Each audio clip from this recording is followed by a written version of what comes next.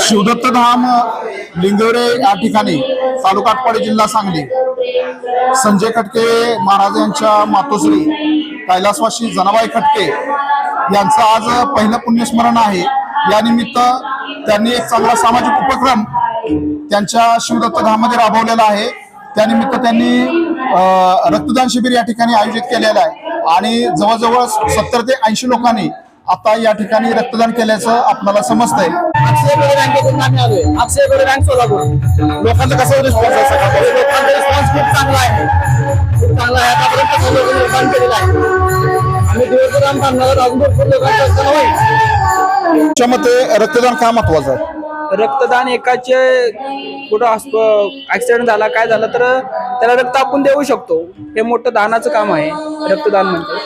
हे रक्तदान करण्यासाठी आपल्याला कुणाकडून प्रेरणा मिळाली असं आपल्याला काय वाटतं? महाराजांकडून प्रेरणा मिळाली। मेघा सीताराम भंडारे। आपण या ठिकाणी काय म्हणून काम करता? टेक्निशियन। आपण लोकांना काय सांगाल रक्तदान का महत्वाचं? रक्तदान म्हणजे एक पेशंटला उपयोग होतो रक्त, असं जीवनदान। रक्तदान म्हणजे जीवनदान। काय प्रतिक्रिया आहेत आजच्या रक्तदान शिबिराबद्दल? महाराजांचा जिव्हाळा शिवदत्त धाम या मठामुळे परिसरातील आणि परिसराबाहेर सुद्धा भरपूर मोठ्या प्रमाणात वाढलेला आहे। आज त्यांच्या मातोश्रींचं प्रथम पुण्यस्मरण दिन आहे। त्यानिमित्त फुलं टाकण्याचा कार्यक्रम, कीर्तन आणि सामाजिक सेवेचा एक भाग रक्तदान शिबिर आयोजित केलेला आहे। त्यासाठी या ठिकाणी सर्व सेवेकरी आपल्या मनाने रक्तदान शिबिरासाठी आणि ही सेवा करण्यासाठी आलेले आहेत। आपलं नाव काय?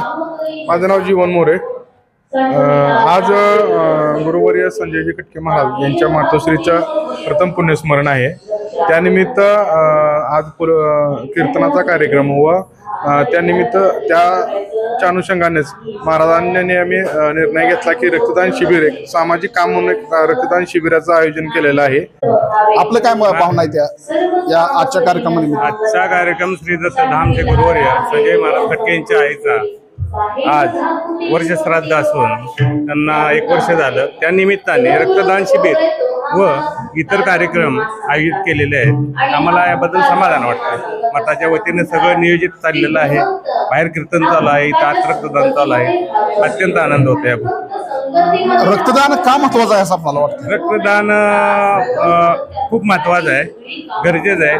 आज रक्ताचा इतका तुटवडा आहे की आवश्यकता आहे की रक्ताविना काही लोक मरतात। आपलं नाव काय? संजय दत्त शिलवंत। एकंदरीत शिवदत्त धाम जे आहे या ठिकाणी आपण भक्त म्हणून नेहमी येतात। 2-2.5 वर्ष झाली। एकंदरीत आज संजय खटके महाराज यांच्या मातोश्रीच्या पुण्यस्मरणानिमित्त या ठिकाणी रक्तदान शिबिर जे आयोजित केलेलं आहे यावर आपली एकंदरीत काय अभिप्राय आहे? संजय खटके महाराजांचं काम नेहमी समाजाप्रतीच राहिलेलं आहे आणि समाजाची सेवा करणं हा त्यांचा उद्देश आहे। आपल्यासोबत आहेत शिवदत्त धामचे गुरुवर्य संजय खटके महाराज। या शिबिर घेण्यामागे त्यांचा उद्देश काय आहे आणि आपण बऱ्याचशा काही गोष्टी आपण त्यांच्याशी जाणून घेणार आहोत। आपले मातोश्री त्यांचं आज पहिलं पुण्यस्मरण आहे। आपण त्यासाठी रक्तदान शिबिरच का निवडलं? रक्तदान शिबिर असं आहे की इतरांना जीवदान मिळतंय। रक्तदानामुळे काय होतं की एखाद्याचा जीव वाचतोय, गोरगरीब लोकांना त्याचा फायदा होतोय। आपण तरुणांना काय संदेश द्याल? रक्तदानाचं काय महत्व सांगाल? रक्तदानामुळे इतरांचा जीव वाचतोय। रक्तदान केल्यानंतर शरीरही व्यवस्थित राहते आणि इतरांना ज्यांना खरोखरच रक्ताची गरज आहे अशांना रक्त मिळण्याची गोष्ट म्हणतात। भक्ती आणि विज्ञान याचा आपण कसा मेळ लावताय सर? याचा मेळ कसा लावताय तुम्ही? अध्यात्म, भक्ती आणि विज्ञान कसं आहे, जिथं विज्ञान संपते तिथं अध्यात्माचा प्रारंभ होतोय। भविष्यामध्ये कोणकोणते आपण उपक्रम या शिवधमच्या माध्यमातून घेणार आहात? आपण या ठिकाणी आरोग्यविषयक शिबिर भरवणार आणि बरेच काही उपक्रम आहेत। आपल्याला कसं वाटतंय आजचं रक्तदान शिबिर पाहून? खूप छान वाटतंय। आपल्याला आपल्या आईबद्दलची काय एखादी आठवण सांगा। आपल्या आई संदर्भातली एखादी आईला कसं भावनिक असतं की आईला असं वाटतं की एखादा माणूस जर आजार असेल तर त्याला तातडीने मदत मिळावी अशी तिची भावना असायची कायम. आता कसं की मला याच्या अगोदर आईने मला असं बोलली होती की तुझं रूप काय आहे हे मला दाखव, तुझं दैवी रूप काय आहे हे मला दाखव. त्यावेळेस ज्यावेळेस मी आमोशाला ज्यावेळेस ते दाखवलं जनसमुदाय त्यावेळेस तिला खूप आनंद झाला. मासा पाण्यातून बाहेर काढला की तळमळायला सुरुवात आपलं नाव काय? तुषार हेगडे. ज्यांनी कधी आयुष्यात रक्तदान केलं नाही त्यांना आपण या रक्तदानाच्या निमित्तानं आपण काय सल्ला द्याल? आज जवळजवळ मी 20-22 वेळा रक्तदान केलेलं आहे. कारण आपल्याला इतर ठिकाणी नातेवाईकांना रक्ताची गरज असते तेव्हा रक्त मिळत नाही. अशा वेळेस मी स्वतःहून रक्तदान शिबिर असेल की मला रक्तदान देतो. कारण मी अशा अनेक त्या कुटुंबाला बघितलं की आणखी मला रक्तपेढी सुद्धा उपलब्ध नसते. अशा वेळेस रक्तदान कमी असल्यामुळे रक्ताचा तुडवडा निर्माण होत आहे. म्हणून मी स्वतः कुठेही रक्तदान शिबिर असेल जेव्हा मला ऐकायला मिळालं तर मी स्वतः जाऊन रक्तदान करतो व इतर माझ्या मित्रांनाही रक्तदान करण्यास प्रयत्न करतो. यापुढे कसं की आपल्या रक्तदानाचा कुठला एखादा जीव वाचू शकतो. आपला काय अभिप्राय आहे? आज आपण रक्तदान केले. रक्तदान हे सगळ्यात मोठं दान आहे आणि रक्तदान ही अशा ठिकाणी केलं जातं की हे धार्मिक स्थळी या कार्यक्रमाच्या निमित्तानं रक्तदान आपण करत आहे. आणि रक्तदानाची आजपर्यंत जगात कुठेही फॅक्टरी झालेली नाही. विज्ञान खूप पुढे गेलंय पण ह्या रक्तदानाची फॅक्टरी कुठेही झालेली नाही. रक्तदान ही फक्त आपण सर्वसामान्य जनतेतूनच उभा करून अनेक गोरगरीब लोकांना आपण जीवदान देऊ शकतो आणि सर्वांनी पुढाकार घ्यावा आणि रक्तदानाचं कार्य आपल्या हातून घडावं एवढीच आमची अपेक्षा आहे. संजय खटके महाराजांच्या मातोश्री त्यांचं आज पहिलं पुण्यस्मरण आहे आणि पहिलं पुण्यस्मरणानिमित्त हा जो त्यांनी उपक्रम राबवलेला आहे हा आपल्याला उपक्रमाबद्दल आपण काय सांगा? हा पुण्यस्मरणानिमित्त राबवलेला कार्यक्रम अतिशय छान आणि सुंदर आहे. त्यांचं कार्य खूप मोठं आहे, त्यांचा जनसंपर्क खूप मोठा आहे आणि त्यांचं काम बघून आज भक्त इथं भरपूर प्रमाणात रक्तदान करणार आहेत. कीर्तनकार हबप सौ संजीवनीताई शिंगाडे, संस्थापक अध्यक्ष श्री संत बाळूमामा वारकरी शिक्षण संस्था नातेपुते यांचे त्यांनी भव्य कीर्तन या ठिकाणी आयोजित केलेलं आहे. म्हणते मोठं लेकरू म्हणत नाही. हे जे तहान लेकरू आहे त्याचं आपल्या आईवर अनन्य प्रेम असतं बघ. ते बरोबर आईकडे जातं का? कारण ते तहान लेकरू आपल्या आईशी अनन्य असतं माई बापा हो.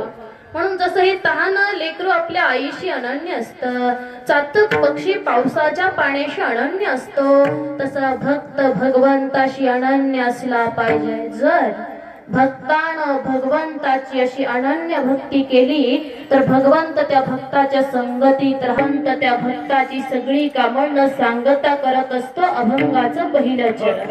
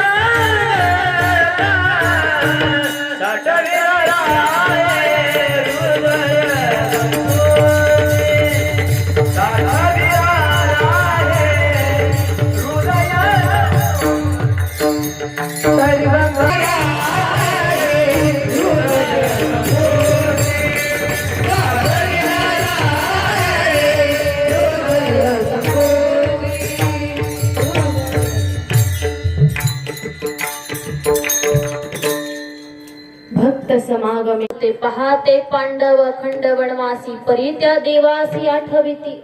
पांडव हे अखंड वनवासी होते. पांडवांनी इतकी संकट त्यांच्या इतकं दुःख या जगामध्ये कुणाला झालं नाही. मात्र प्रत्येक परिस्थितीमध्ये पांडवांनी भगवान श्रीकृष्णाची अनन्य भक्ती केली. त्याचा परिणाम असा झाला की भगवान श्रीकृष्ण पांडवाच्या संगतीमध्ये राहिले. फक्त संगतीमध्ये राहिले नाही तर पांडवाचं सगळ्या संकटातून रक्षण तर केलंच, पण पांडवाची सगळी कामं सुद्धा न सांगता केली माई बापा.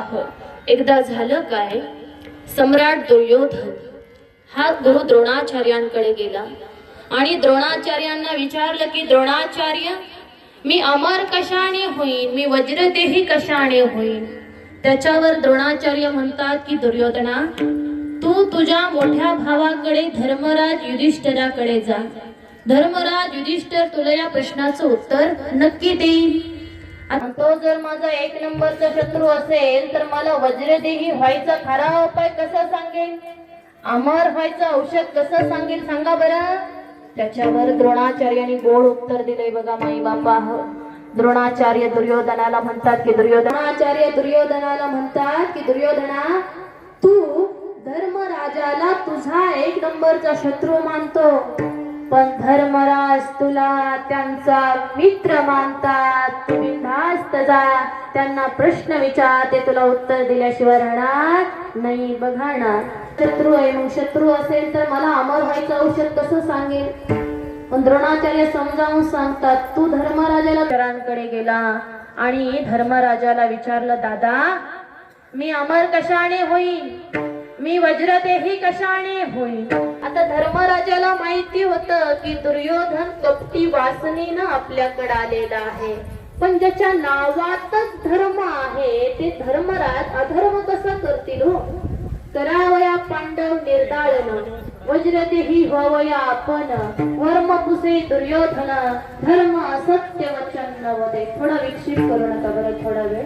काय असेल तर हळू बोलायो, बाकी त्यांना काय असेल ते हळू फक्त चालू दे. सगळ्यांनाच विक्षेप निर्माण होत असतो. ऐका ना, गुरु भक्ताचं चरित्र आहे, भक्ताची महती आहे माई बापा हो.